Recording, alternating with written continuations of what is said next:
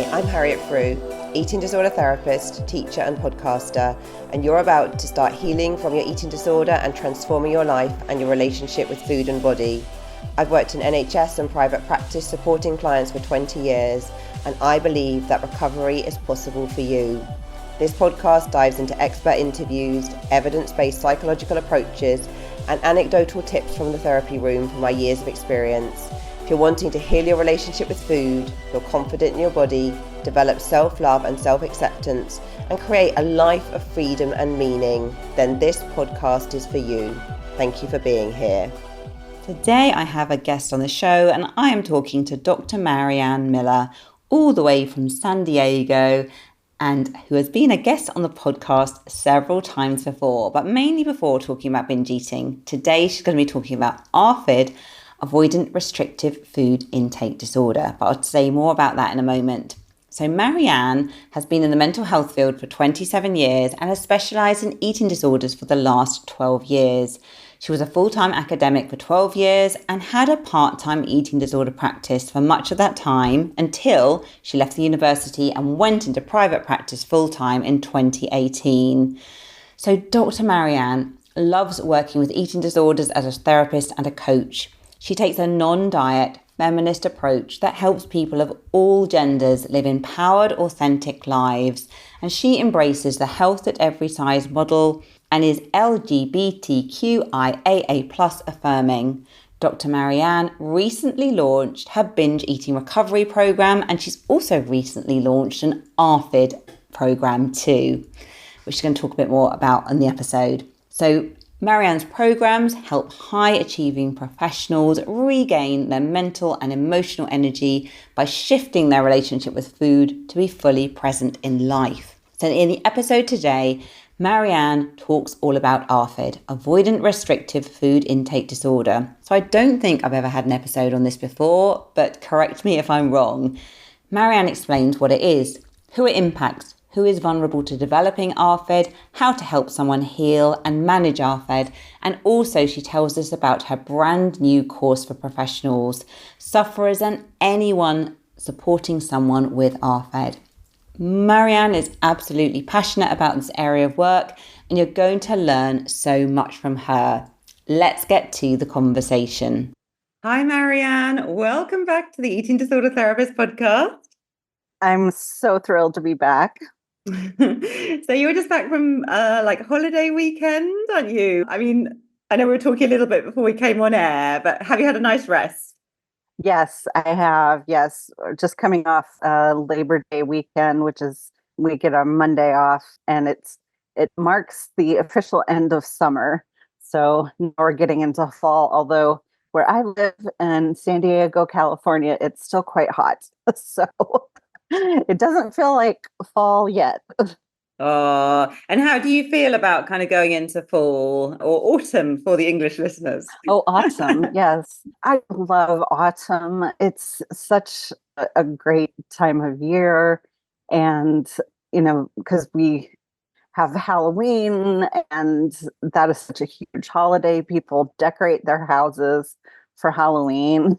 Even on the outside, there's lights and all fun things. And then it gets a little cooler, and winters here in San Diego are quite nice, very mild, but all of the tourists leave. And so it's just very relaxed, and going to the beach is very relaxing and not crowded. So that's lovely. Oh, yeah, no, it sounds heavenly. So it's been like very, very touristy and busy, has it, over the summer? Very touristy and busy. Yes. Mm-hmm. Yeah. Yeah, well, it sounds good. And I'm sure there's lots of people listening that will be starting to think about Halloween, maybe. Although I know with an eating disorder, sometimes that can bring a few stresses. But I think something we've taken from the Americans is we're starting to celebrate Halloween a lot more now in the UK. So, oh, really? Yeah. That's fun. It's such a fun holiday. It really, really is. I mean, and we have Disneyland close by in Orange County, about an hour and a half drive from me. And they've already decorated the whole park with all of their Halloween decorations, and it's crazy what they do. out there. It's really fun though. Yeah. So they started that at the end of August. Sure. Oh my Yeah. goodness. Yeah. Well, I know we're not going to talk about Halloween today, although maybe that will be a No. future topic. Yeah, that would be it. That would be a fun topic. So today, Marianne, actually, before we launch in, we're going to be talking about ARFID, aren't we? Mhm. Avoidant Restrictive Food Intake Disorder. But Mhm. before we launch into that, would you like to introduce yourself to the listeners for anyone else who's not aware of Marianne Miller, Dr. Marianne Yeah. So, Miller? yeah. So, Dr. Marianne Miller at Dr. Marianne Miller, and my first name is spelled the French way, Marianne. I'm actually half English. My dad is English, and my mom's American. So, I have so many family members over in the UK and in Europe, and so when you and I connected, it just like felt so natural because it just is a big part of who I am. I lived there when I was very young, and yeah, it's been great. So I'm an eating disorder therapist in San Diego, and I see all types of eating disorders, and I specialize in binge eating, which I've talked about before on this podcast, and ARFID, and which we'll be talking about in this podcast. And I'm also an online course creator. And so I have an ARFID course, which we'll be talking about later on in the podcast. So, and then I have a binge eating online course type offering as well. So I've been married for 24 years and I grew up in Colorado. I love living in San Diego. I've been here 18 years and it's definitely my home. California is great. Oh, amazing. Well, thank you for the introduction. And I think you spent some time in Sheffield, didn't you? Was your dad a Yes. professor in Sheffield? Yeah. Yes, he was. He was. He was a professor there. So we lived there and my brother was born there. And so, yeah, and a lot of my family are in the Midlands area. And so it's very, very common. And I mean, I just grew up going to the UK so often and people visiting us. It's just like a normal part of my life. I love it. I miss it. I haven't been in a few years. And so I'm getting ready to come. I want to come back and maybe do something eating disorder related and collaborate with you, which would be amazing. Sure. And I'm excited. I'm excited. I'm waiting for you, Marianne. Oh my gosh, we would have so much fun. We would have so much fun. Okay, well, let's get on to our topic of the day. So, yeah, tell us firstly, what is ARFID? Yeah, what do we mean by ARFID? Okay, so as you said, it's avoidant restrictive food intake disorder. So it's some people call it extreme picky eating, and that's oversimplifying it to a huge degree. And I'll explain why in a moment. The more like a gentler way to call it is selective eating, having selective eating instead of picky eating, because picky eating can mean like something's wrong with you. It can send the message that something's wrong with you, but really it's selective eating. So there are three. So there's three subtypes of ARFID, which I'll talk about in a moment. But it's basically when people struggle with eating food that is in such a way that they are very restrictive in what they're eating. And so they cut out big categories of foods and they're not trying to lose weight, for the most part. It's not out of weight loss, it's either out of disinterest in eating or there's sensory issues or they've had like bad experiences with food that they just don't eat. And so that can make it very difficult for them in social settings, when they go out to a restaurant with friends and family and there's nothing there that they can eat because the amount of foods they eat are very limited. Like I've had some people come in with like maybe 15 to 20 foods that they eat. And I'm not talking about food categories, I'm talking about specific foods, sometimes even less, sometimes less than 10. So, what that can result in for some people is a very low weight where it affects their emotional health, psychological health, mental health, and physical health, where their brain is not getting the nutrients they need. And then it can also affect their emotional and mental health in ways of lots of anxiety, depression, lots of fear, sometimes PTSD, that kind of thing, because of experiences they've had with food. And so there are a lot of co-occurring disorders with ARFID. So ARFID is an eating disorder. So we know that eating disorders are brain disorders. And so it is the most recent eating disorder to come, to come on the market to in the field, in that the diagnosis first came out in 2013 in the DSM-5, which I'm sure in the UK, I don't know whether you use that, but it's our big Bible of diagnosis. And so it first came out in 2013. And so there hasn't been a lot of research conducted on ARFID.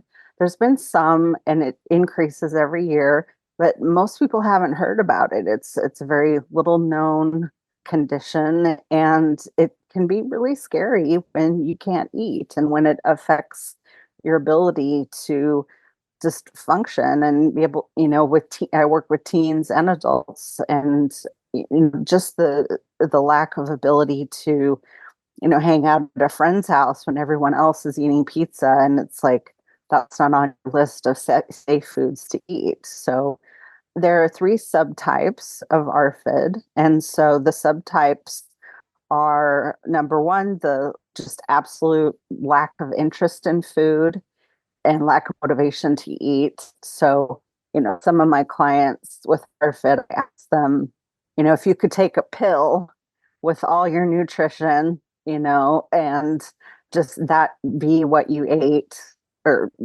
that's what you take instead of eating every day, then would you take it? And they said absolutely yes, because they just don't enjoy the process of eating. It's very stressful for them. It's very hard to motivate themselves to eat. They don't like thinking about it. It's just an overall very uncomfortable experience for them. And so the second subtype is a sensory subtype. So that's when people struggle with different sensory aspects of food. So it could be the taste of food, could be the temperature of food, could be the texture of food, it could be how the food looks, it could be how the food smells.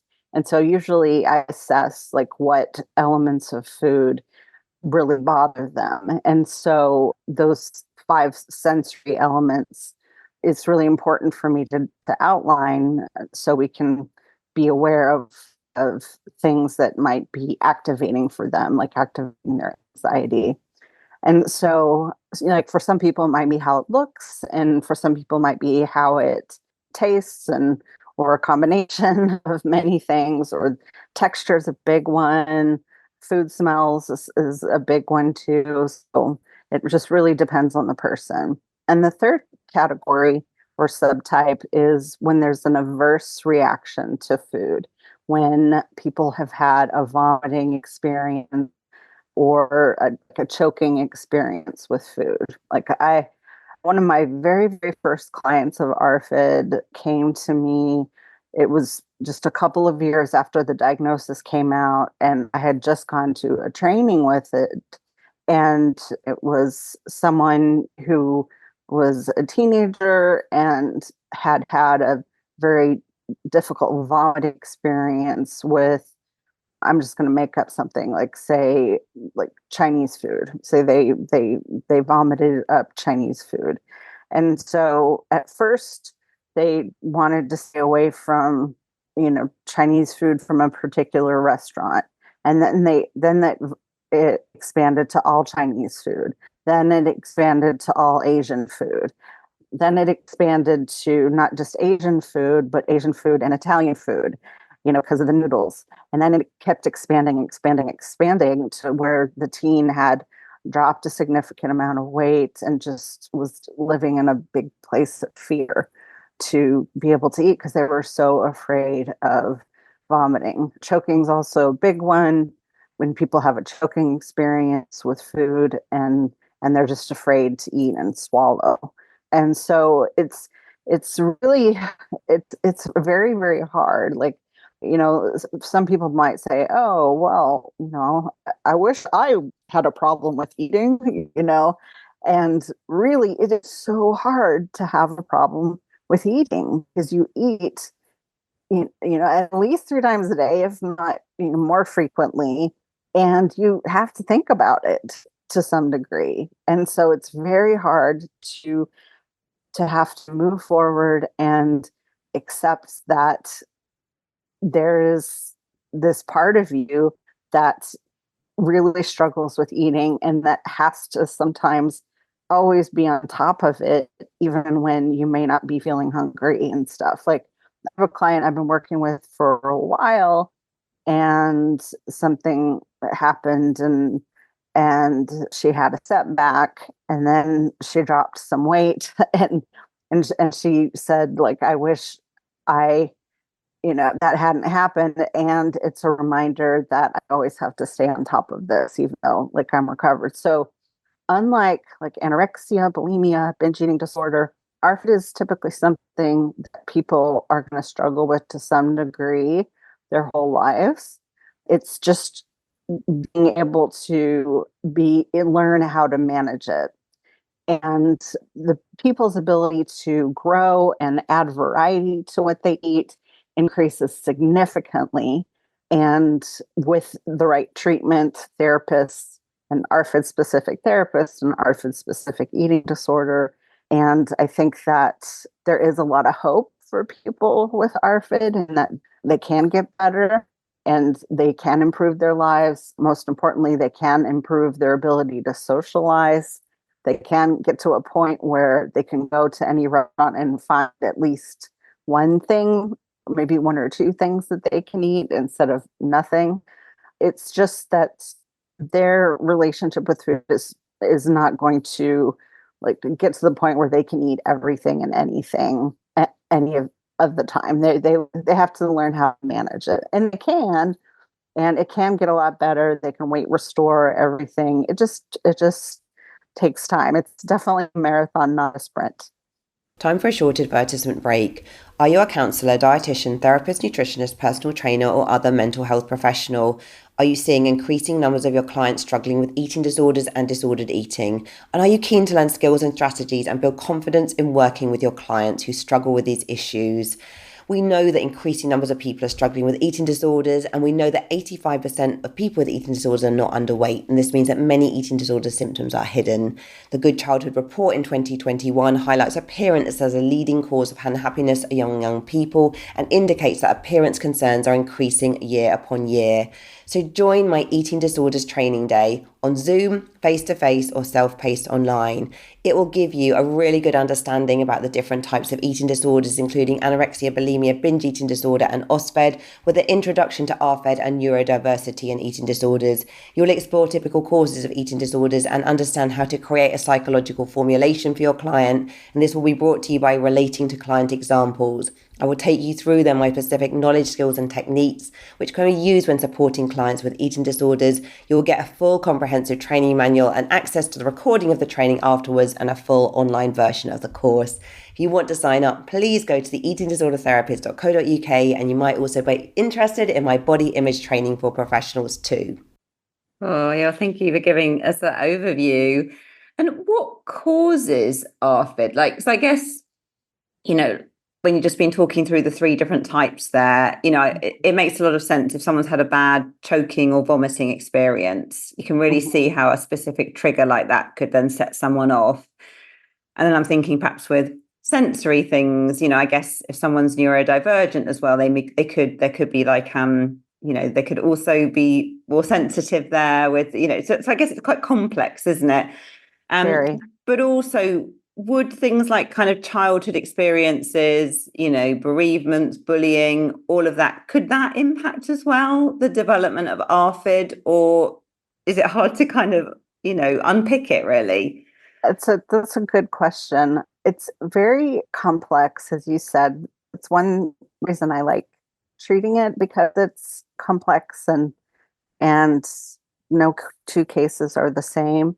In terms of childhood experiences and how that can affect it, I think people have, like other eating disorders, I think that people have the genetic predisposition to have ARFID. Like typically when I have clients with ARFID, they have parents who have some sort of selective eating patterns, or if they don't now, they did when they were a kid. It just never got as bad as maybe their child's, or teenager who I'm seeing.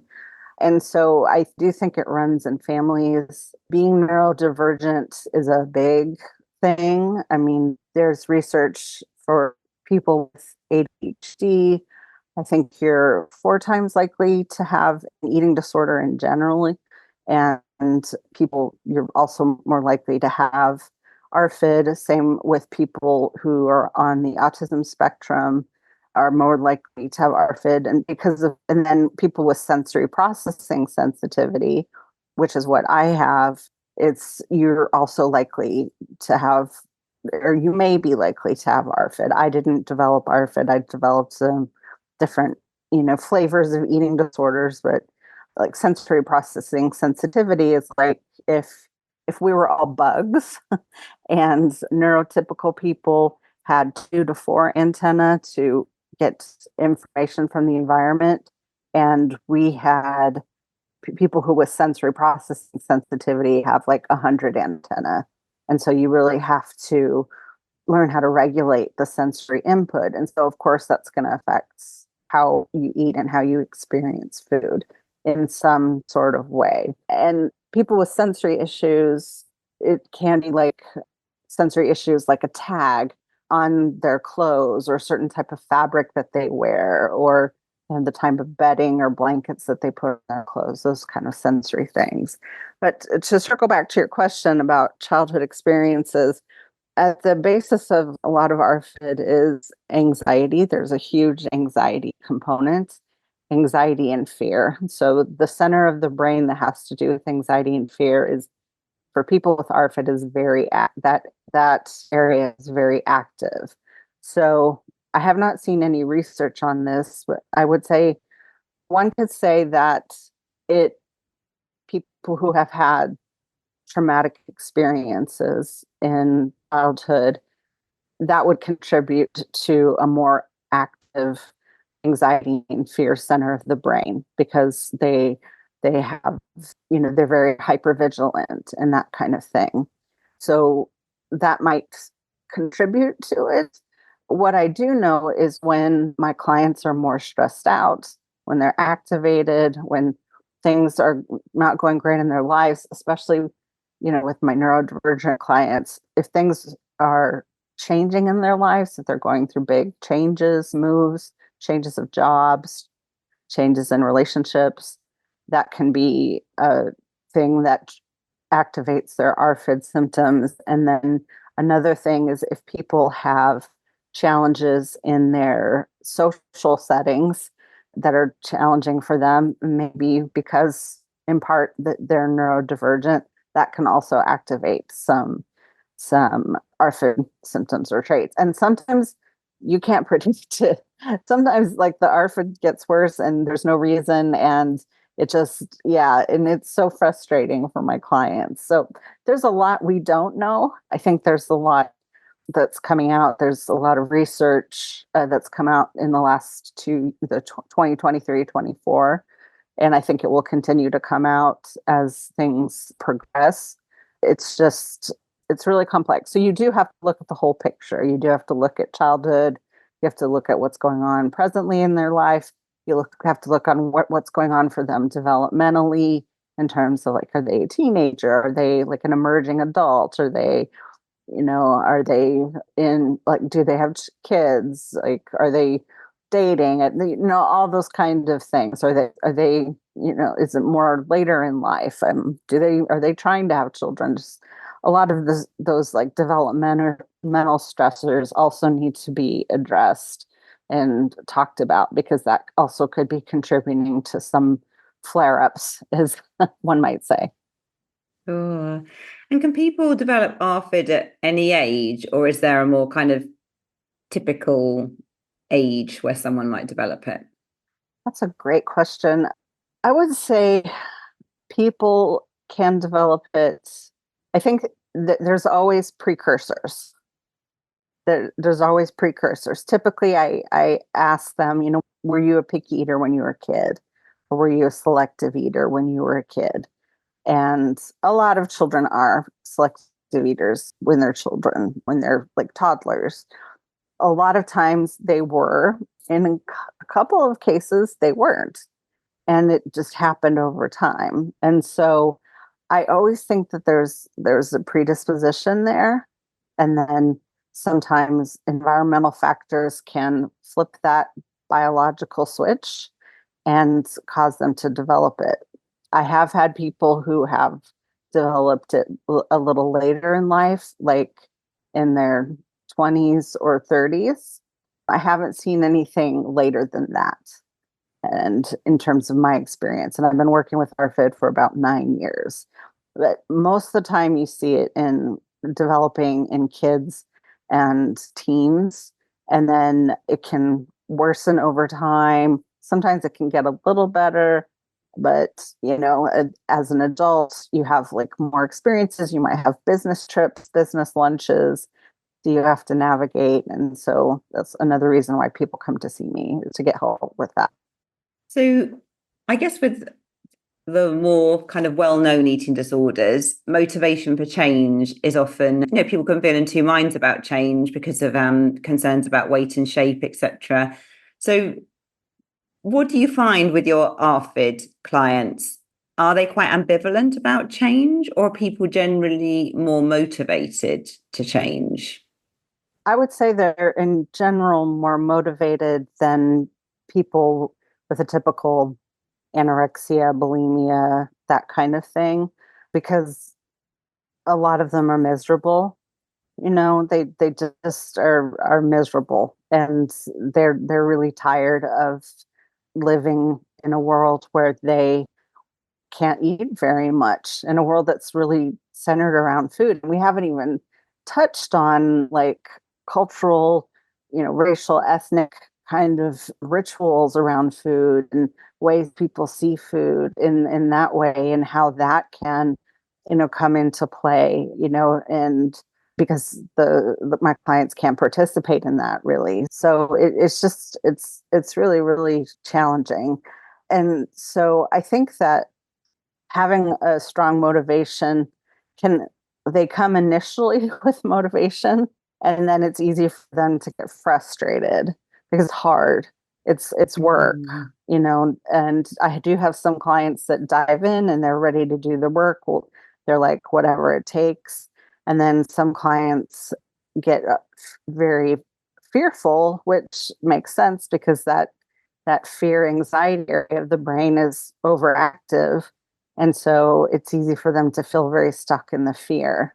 And so I have to really look at that fear anxiety center of their brain, and help them with some coping skills to learn how to manage that.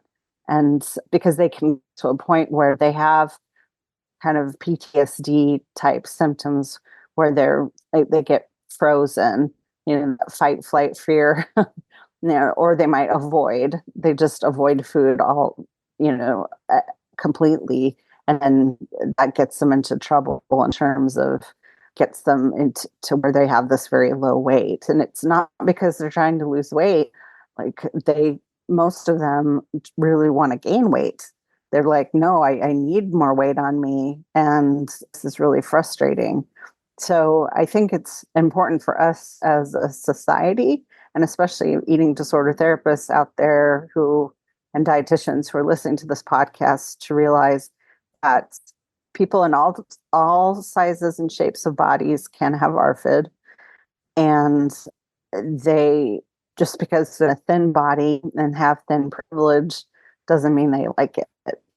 Doesn't mean they like it. And they actually may really not like it. They may want to, be bigger and stronger and stuff. And they may feel very uncomfortable. They may have experienced body shame, but in the opposite, being seen as too skinny, and people, friends and family say, "Oh, you're so skinny," and that may feel very hurtful for them.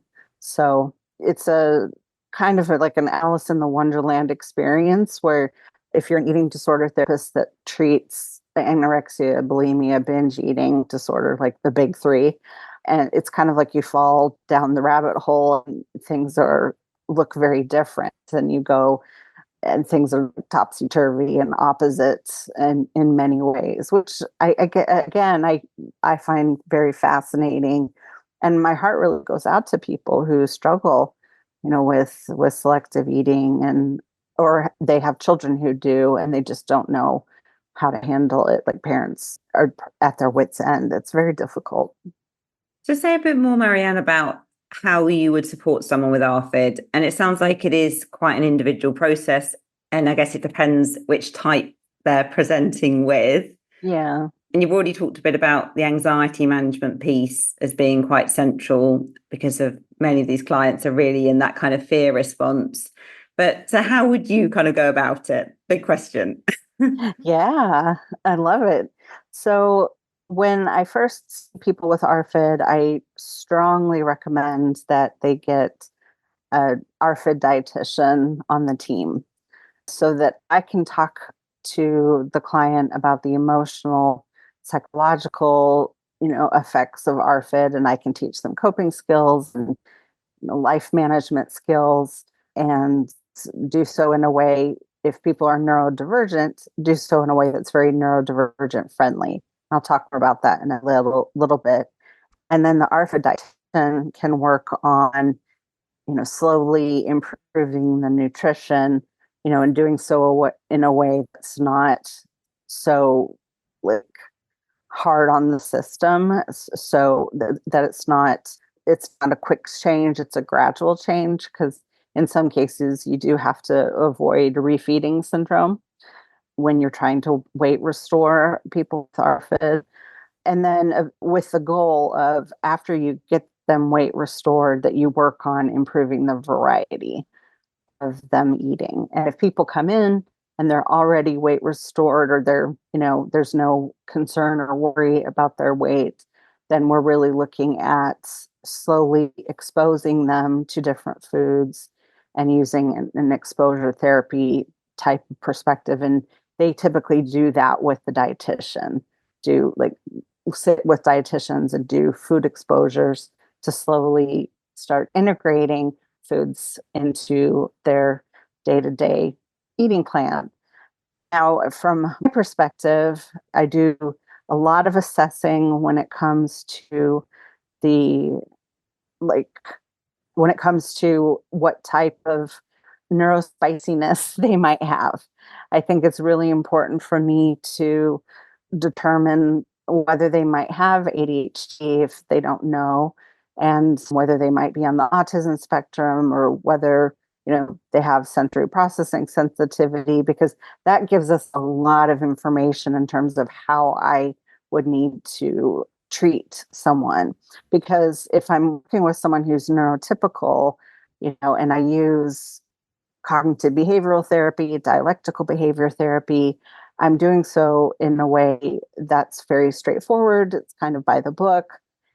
And when I'm working with someone who's neurodivergent, it's going to look a lot different. We're going to focus a lot on creating a sensory safe space and their sensory needs, and not so much on the social aspects of it that DBT and CBT might do. So it's really important for me to kind of figure out where they are, what type of neurospiciness they might have, and address that. And in some cases, I have conversations with them, about that, and they're like, "Oh, yeah, I've thought that I might have ADHD or whatever. Or I thought that I might be on the spectrum. And some of them want to get like further testing. And so I refer them out for like a very thorough assessment. So they might be able to get accommodations at school or university and sometimes at work. And some of them are fine with just,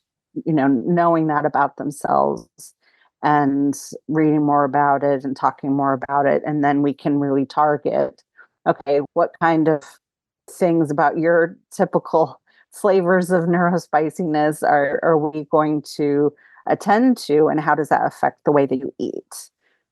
So, well, I get stressed in social situations because I can't really read people's social cues. I have to mask a lot of times, and okay, so how does that affect you?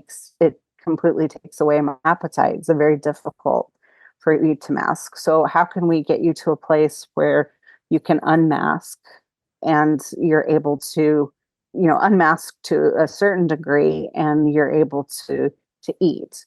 And then how can we get you into a more sensory safe space so that you feel more comfortable eating? Are there people in your life where you can unmask, to some degree? Is it easier to eat with them versus, someone you might just meet? Is it harder to eat at a restaurant because there's a lot of people around you? Maybe it might be very noisy. Maybe the smells of certain types of restaurants, like seafood smells, are very strong. A lot of my clients really struggle with seafood restaurants. And so they just don't like to go there. And so that makes it very, very difficult for them to eat. So we plan, if for some reason your family or your friends go to a seafood restaurant, how can we eat beforehand? So it's really kind of mapping the problem. So taking that from a narrative therapy perspective is just we map the influence of the problem in terms of how the different areas of their lives it affects, and not just the ARFID, but also the neurodiversity, the types of neurodivergent, their neurodivergent minds and how that affects, because it's all intertwined. It's all intertwined.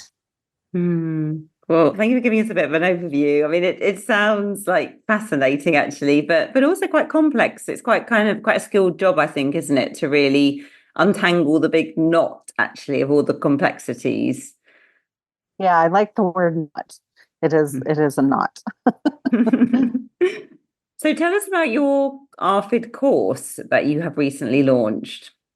Yes, I launched it at the end of July, and it's a self-paced online course called ARFID and Selective Eating, and it's for professionals like providers, like therapists and dietitians, or it could be any medical practitioners who see it, because sometimes like pediatricians might see it a lot. So there are educational components. It's based on recent research. So I refer to a lot of research from 2023, 2024. And, I'm a PhD, so I have a big research background. So I don't get too technical. So I present it in a way that's very easily digestible. Haha. And and it's comprised of videos and then some text. And it's not only for providers, but it's also for parents who have children who are selective eaters, who may have ARFID. So that's a great, I think, first step if you're starting to explore, because there's a lot of stuff online and on the internet and social media about ARFID, and a lot of it is not true. Sometimes it's true, but a lot of it is not true. So this is a resource where you know that the information you're getting is accurate, it's based on current research, and so on. And then it's also good for for adults who think they may have ARFID. Again, it's a first step to getting them a lot of information, and that can be so validating. Like, oh, okay, this is a thing. People have it, because a lot of times they don't think that other people experience that because it's not very common. Yeah, thank you for talking us through that, Marianne. And I know you've got a link, haven't you, that I can put in the show notes? Yes, definitely. So for anyone listening who thinks they may have ARFID, but's perhaps a bit unsure, feeling a bit anxious about it all, what would you say is a good first step to getting support or starting to change things? Well, I think taking my course is a good first step. It's very, it's just videos and texts, and I think, the videos aren't too long, and I present it in a way that gives them a lot of education about it that's accurate. And so I think that's a very good step. I think also people can contact me, contact me at Dr. Marianne Miller if they have any questions. They can email me at hello@drmariannemiller.com if they have any questions, like, I think my child has ARFID or whatever. Or I think I might do. Yeah, I think that that's a great resource. Other sites that are good, if you look at in the United States, the National Eating Disorders Association, NEDA, their website is very thorough, and they have some good information about ARFID on that. So I would say step one, find out more information about it. And then step two, if you are thinking that you need support, make sure that you find a therapist and eating disorder dietitian who have training and experience with ARFID. Like for me, 30 to 40% of my clientele have ARFID. And there are some therapists out there that say, oh, I work with ARFID, but like they've had 2 cases, and I know you all got to start somewhere, and I started somewhere too, but I think the more it is such a nuanced, complex condition that I think the more experience and training your therapist has had, the better it is for you. And you want to get healed right away. You don't want to wait around, and so I think finding someone who has a lot of experience, that it's their specialization. And you can ask them, how many years of experience have you had working with this?